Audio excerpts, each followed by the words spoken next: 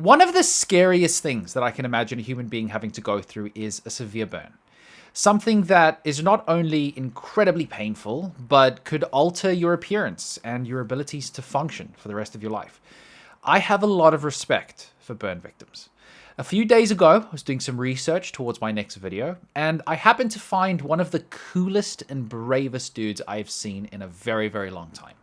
Ladies and gentlemen, meet Joe Dimeo and Jessica Kobe.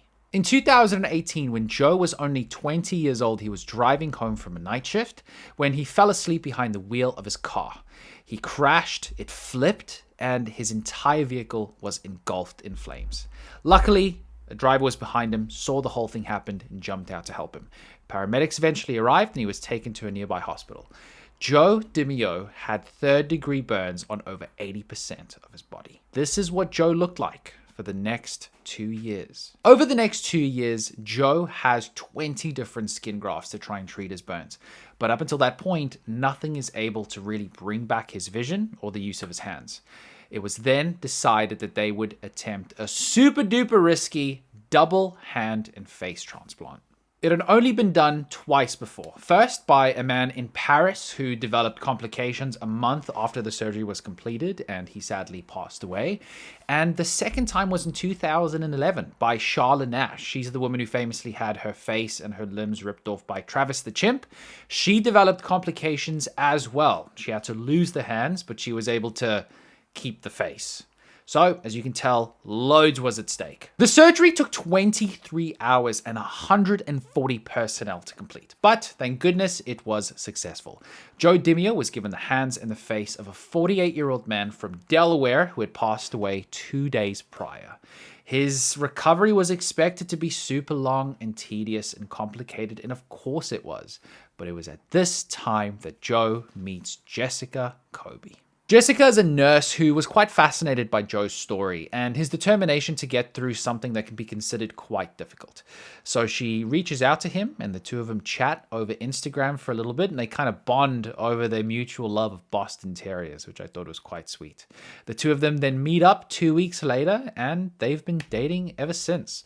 Jessica was asked about Joe in the past and this is what she had to say. I was enamored by Joe's tall, handsome, and confident demeanor, finding his resilience and self-assurance extremely attractive. He's tall, he's handsome, he has nice hair, he's very gentle, and that altogether is very attractive. But above all, he's very confident, and I think that's extremely attractive as well. I'm older than him by 7.5 years, but he's extremely mature and has a better way of handling these sorts of things. I mean, how beautiful is that? She's a nurse, so she kind of understands what he's going through. She's able to help him through what can be considered an extremely tough time. I personally think it's a match made in heaven. But as usual, the internet kind of finds a way to mess these sorts of things up.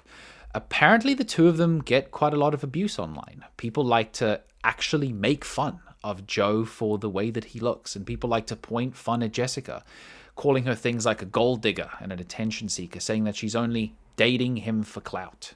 I mean, how disgusting of a human being do you have to be to look at the story of Joe Dimeo and everything that he's gone through? Look at how Jessica fits into that story alongside him, how in love she is with him and who he is as a human being, and want to break that down. If you are a person who feels comfortable making fun of a burn victim, then you are a piece of shit. But to the rest of the normal folk out there, you'll be very pleased to know that Joe is currently healing very well 2 years after his surgery. His swelling is expected to go down, so I'm not sure if he will need any further surgeries, but he's currently writing a book called 80% Gone about his experience. They have a website where they sell t-shirts, and Jessica and Joe have just bought a house together. They also have 2 beautiful Boston Terriers, Buster and Kirkland, and they look pretty darn happy. If I can be super honest with you, I don't know if I would have been able to survive something like this. To experience what Joe experienced must have been so overpoweringly difficult to get through.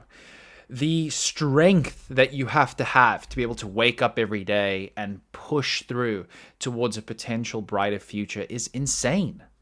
I would have probably given up. But thank goodness, Joe didn't. He is still here today. And to be honest, he showed so much more resilience than I would ever be able to.